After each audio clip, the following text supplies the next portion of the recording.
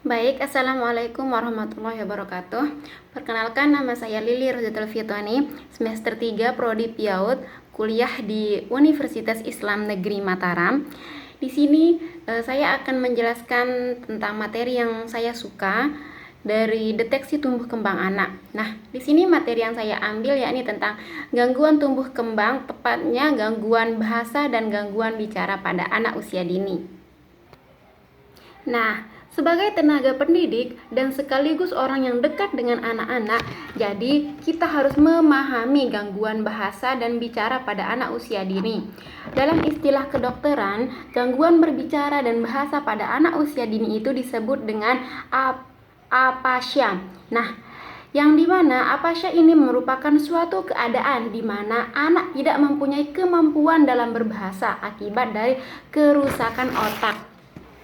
Kemudian di sini kemampuan dalam berbahasa meliputi beberapa hal, yaitu yang pertama kegiatan berbicara, selanjutnya menulis, mengarang, dan membaca. Nah, penyebab gangguan fungsi bahasa anak disebabkan karena otak pada hemisfer otak besar.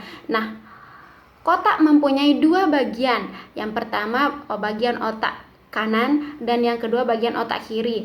Nah, apabila terjadi kerusakan pada dua bagian otak, maka hal ini yang memicu gangguan berbahasa pada anak usia dini.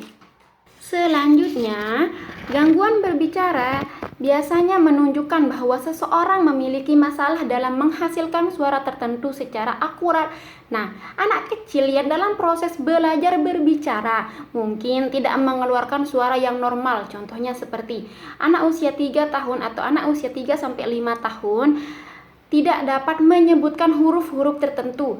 Nah, seperti huruf S, R, atau L. Nah, contohnya nih, saya punya saudara laki-laki yang umurnya baru sekitar 4 atau 5 tahunan lah. Nah, dia belum pernah, sampai sekarang ini, dia belum pernah menyebutkan nama saya dengan benar. Nah, kenapa? Karena dia belum bisa menyebutkan huruf L. Jadi, dia tidak pernah menyebut nama saya Lili, melainkan dia selalu memanggil saya atau menyebutkan nama saya dengan suara indi.